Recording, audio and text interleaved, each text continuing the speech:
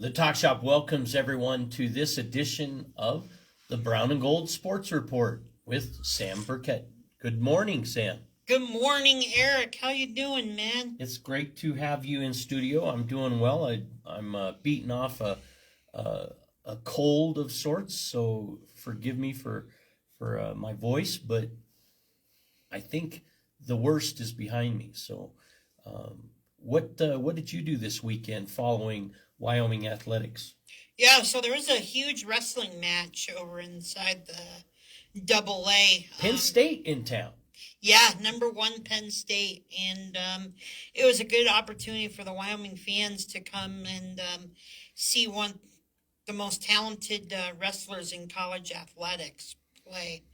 And there are a couple of wrestlers that we found out that they can compete with Penn State, even though they're mighty tough. But I know Joey Novak is really good, and he's coming off. He has picked up right where he left off from last year when he earned All-American honors. And a heavyweight also contending and doing quite well.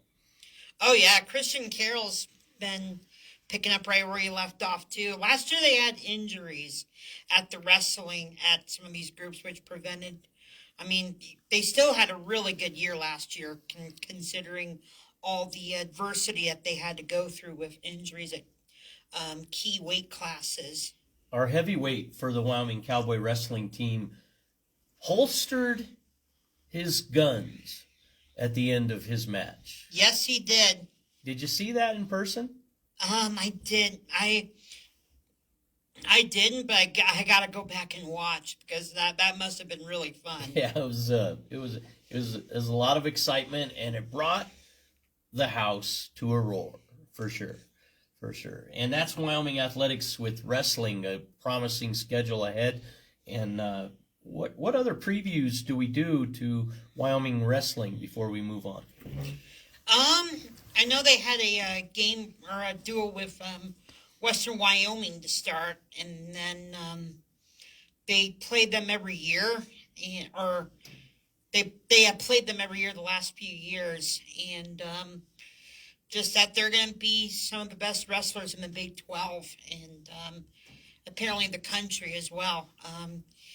It's always competing with teams of the likes of Oklahoma State, Iowa State.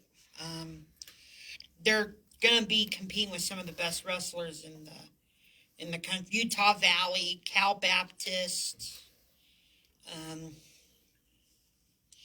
It's going to be a good year of Wyoming wrestling, I think. It looks like on the schedule, January 18th, South Dakota State Jackrabbits will be in Laramie for their next home contest. So, wrestling fans, January 18th, you want to mark your calendars, Wyoming Cowboy Wrestling will return to campus.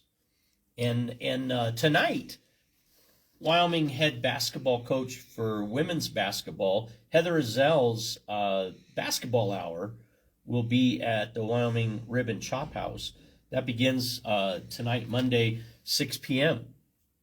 with an hour.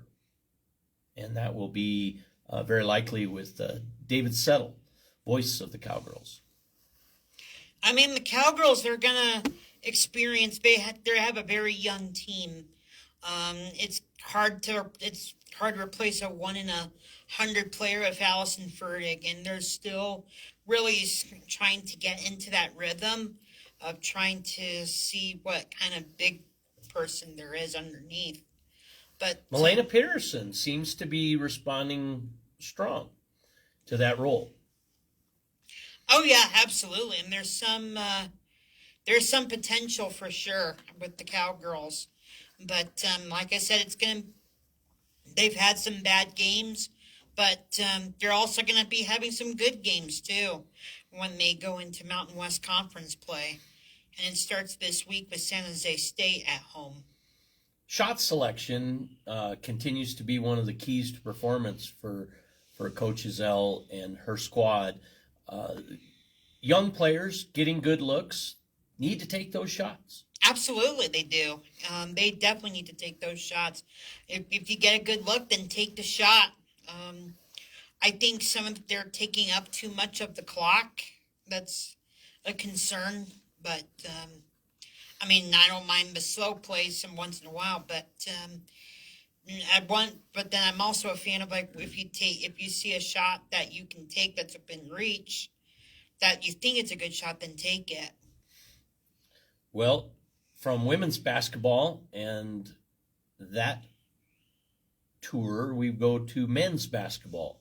Sundance Wicks, Wyoming head coach. A lot of excitement. Some players and staff with a little bit of the flu bug at this juncture. Oh yeah, I mean, there was a week where they literally had IVs in the locker room, um, because the flu came down pretty hard. But they're battling attrition, and they're battling about as good as you can expect with it. And like I said, and it resulted.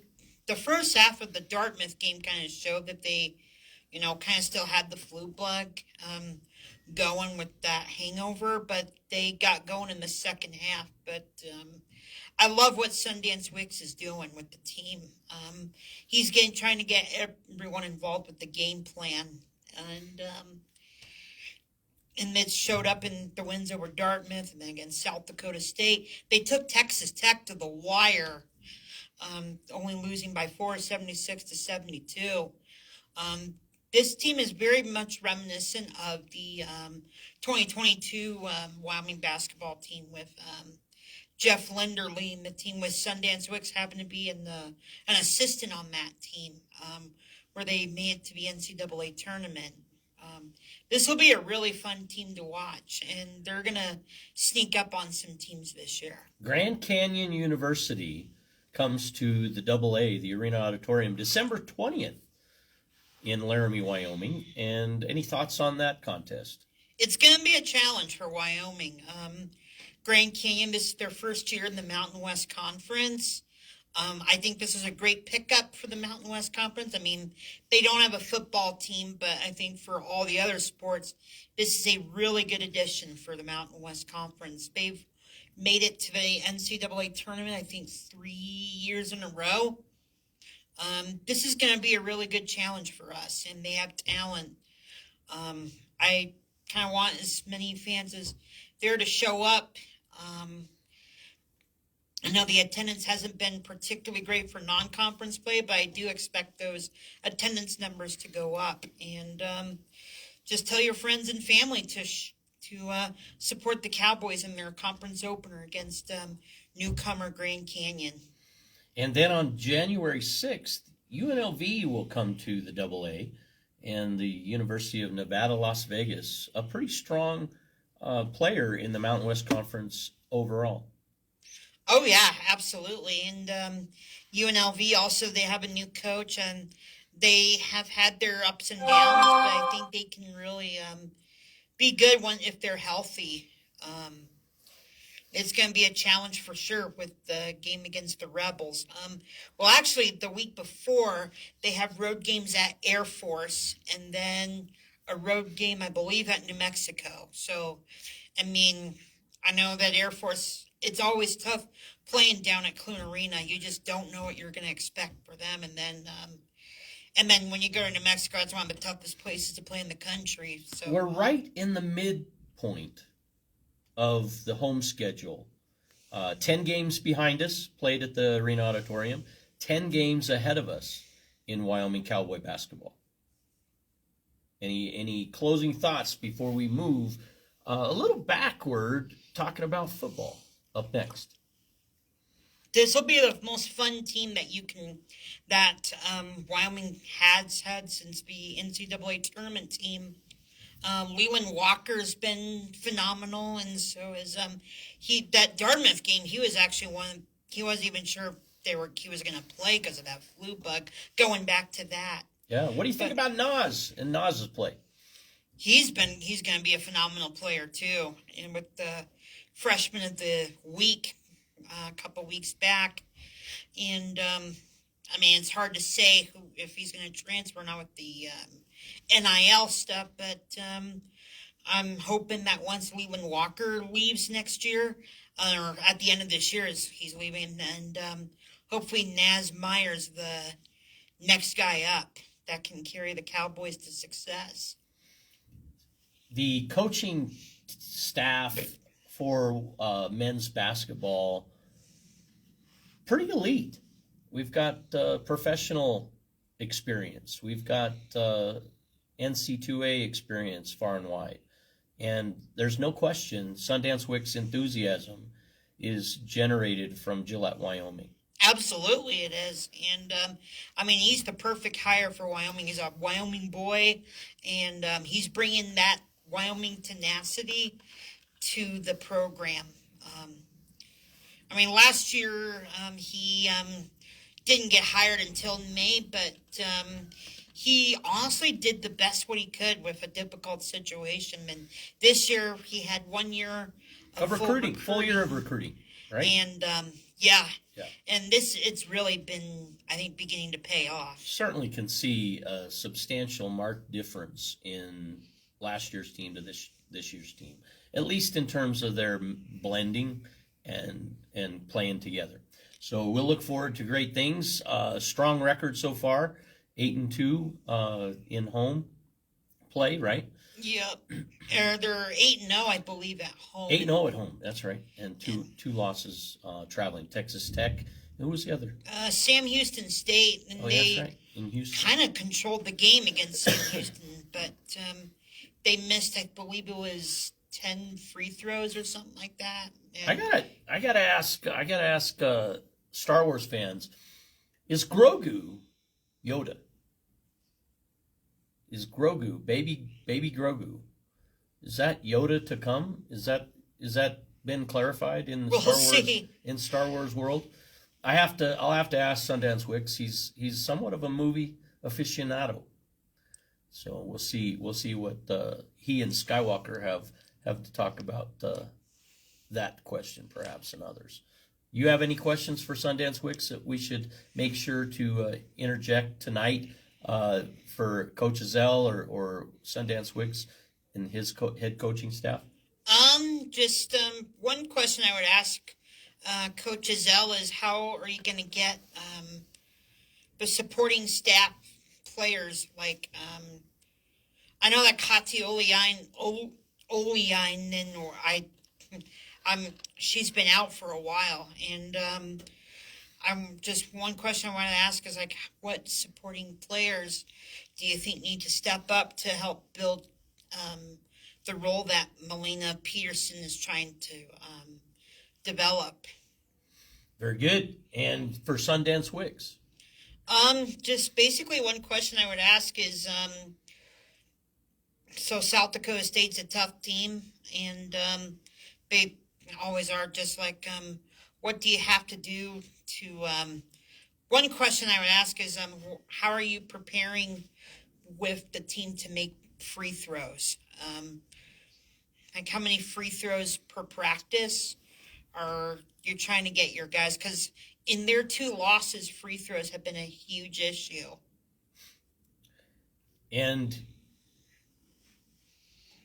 Coach Wicks has had some entertaining thoughts with respect to media questions surrounding free throws.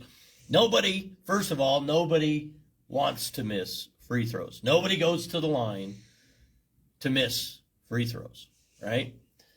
So the more pressure you put on the free throw line, do you think you'll do better or worse, right? However, I will contrast that with player feedback post game. A lot of practice at the line has been integrated, so attention is being given to it. Their performance actually improving at the line, shooting as well as 94%. Were the Cowgirls, and the men over 70%. So nice to see that trend line, and hopefully that continues, because you're right, it is a key component to each game. And the margin of loss or victory is very often parallel to those metrics. So women's volleyball women's volleyball, they go to Nevada, Las Vegas, and they are knocked out in the first game of the Mountain West Conference tournament. They earned their slot and first day exit. Any thoughts on women's volleyball? They have a bright future ahead of them.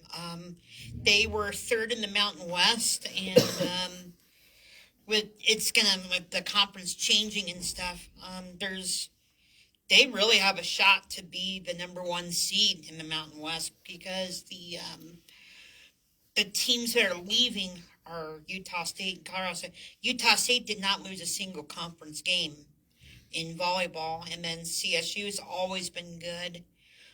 So I think, and this is the first time that Wyoming volleyball has been in the conference tournament since it was implemented a few years ago. It was a fun season. It was actually quite entertaining to follow the Cowgirls volleyball team through the course of the year, and those opportunities at the Arena Auditorium and at the Unawyo Sports Complex, they're dynamite. They're fantastic atmosphere, and a good opportunity to watch Wyoming Cowgirl volleyball progress and develop. And I think that you're right. I think the future's bright, and it will continue to develop and grow along with that. The Wyoming Cowboy football did signing day on or about December 4th of this month, and head coach Savell, I think, announced 29 signees during that time. And any thoughts on or observations that you have, Sam, on brown and gold football? I think some of them can make an immediate impact, but like I said, they're gonna have to. The transfer portal opens up on January 1st. And this is a new rule that they got so that they don't have as many opt-outs in the bowl games. So the transfer portal now opens January 1st, and there's only one transfer portal period. There's no transfer portal after spring.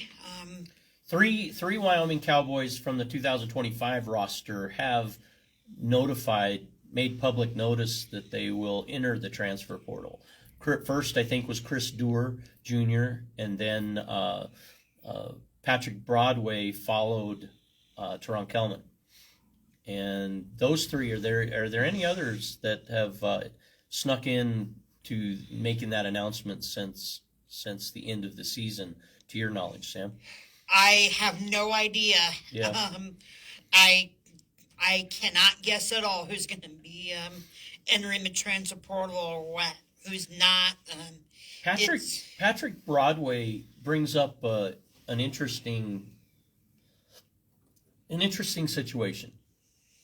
It very much reminds me of E.K. Graham in basketball a few years back. Wyoming Cowboy athletics nurture an injury along to recovery, and then without benefit of their return, E.K. Graham goes to Gonzaga essentially for NIL money and sees postseason action in his first term. Now, I always a Cowboy, but I just prefer that Wyoming doesn't lose in the mutual exchange of investment and return on investment from players and athletes, student athletes, and the program. What are your thoughts with respect to that exchange? Patrick Broadway injured for most of the season, medical redshirt, I believe they call it, and he will go into the transfer portal, not to see play time again for Wyoming. You know, it's a different landscape than it was like 10 years ago, and it's always changing. It's so hard to predict. I mean, I wish him the best in the future, but I think it will take time, but I think it's going to take some time for fans to understand, but I think eventually they'll get the transfer portal, but it's very confusing times for sure. But Do you think it's an equal playground? Do you think institutions are fairly a part of the mix as well as fans and ultimately student athletes? Do you think it's equal, or do you think one entity has the advantage over another? I think the SEC and the Big Ten definitely have the advantage, and then, well, really the Power Four but the SEC and the Big Ten are so far above in the entity. Well, and wouldn't you agree that's mostly about money, Yes. right? So locally, do you feel that Wyoming is navigating the transfer portal era benefiting more than they're losing from the transfer portal? Arguably, they've done quite well. Evan Eller and others in the football program have shown amazing strength in their 1 or 2 years contribution. I think they've done pretty well in the transfer portal game. It's just a matter of like trying to get confidence.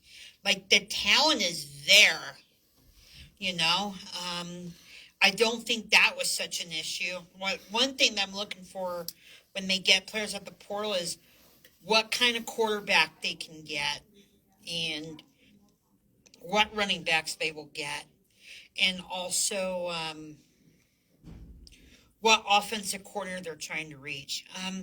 We don't need to be like an air raid or a Mike Leach type of offense, but we just need to be averaging like about 31 points a game, 28, which is kind of in the middle of the conference when you think about it. New Mexico averaged roughly 28 points a game. If we're somewhere around there, then we would be in the conversation for a Mountain West Conference championship, because the defense was last year was prioritizing rebuilding the defense. Now the focus has to be trying to rebuild the offense. So what I'm looking for when they go into the portal is what kind of quarterback they can bring, or what kind of whether it's in the transfer portal or whether it's through the recruiting class, and can he live up to Jay Savel's expectations? In the San Diego State University post-game conference with head coach Savell, I asked about urgency because I saw players essentially lollygagging back to the huddle and we're down 1 score. You got to go back like you're hungry. And I wasn't seeing that. And I'm not sure my question was clearly taken by head coach Savell, but it did spark a reaction, and urgency became a topic of conversation more widely through media after that game. And I think rightly so. What was your observation with urgency? Did you see offense taking urgency play after play?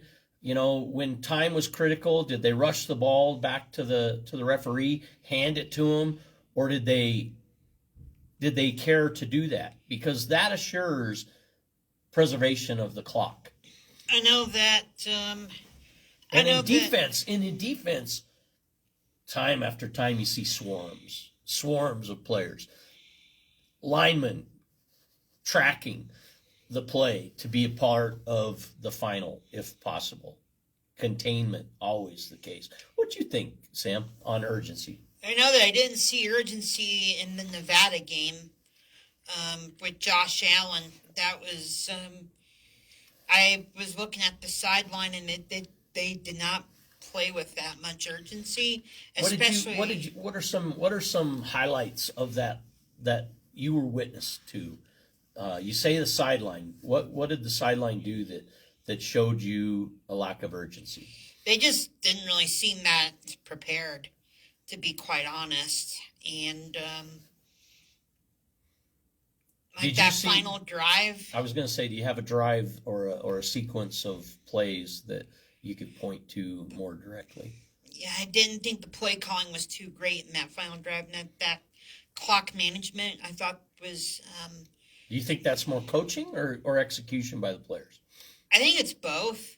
I think it's both the coaching and the execution. I'm like, you can't really blame on one thing at once, but I think the players have some blame too. How critical was Sims' injury at quarterback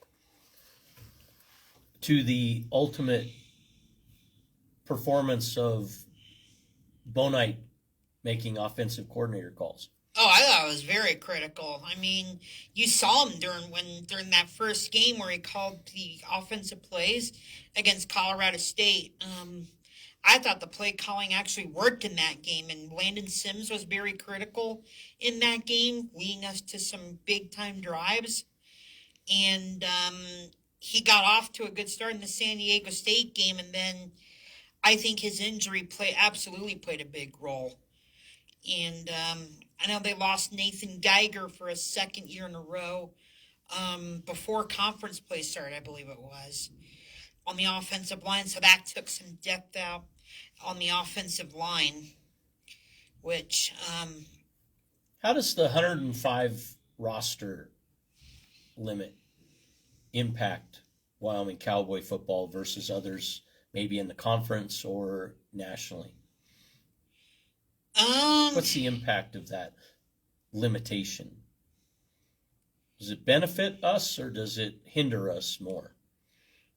I think it benefits us to some degree because I think Jay Savell is trying to get as many players as he can to contribute to, but to rotate in and out guys. But I know that when conference play started, particularly November, when we had some injuries develop with QB2, and then with Nathan Geiger being out, that really impacted our depth. Right. We're visiting with Sam Burkett from Brown and Gold Sports Report.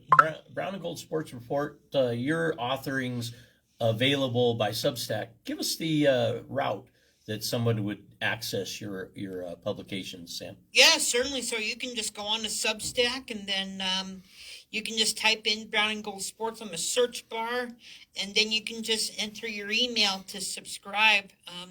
It's free of charge. If you can afford that kind of money, I would love it if you donated $100. But like I said, it is free to charge. Well, we look forward to more with Sam Burkett in the 2026 year ahead. Maybe we'll visit around the 20th of December as Cowboy basketball and Cowgirl basketball continue. Wrestling will resume in January as the home mat. January 18th, we'll invite South Dakota State into Laramie. And that is our Brown and Gold Sports Report with Sam Burkett on the Talk Shop.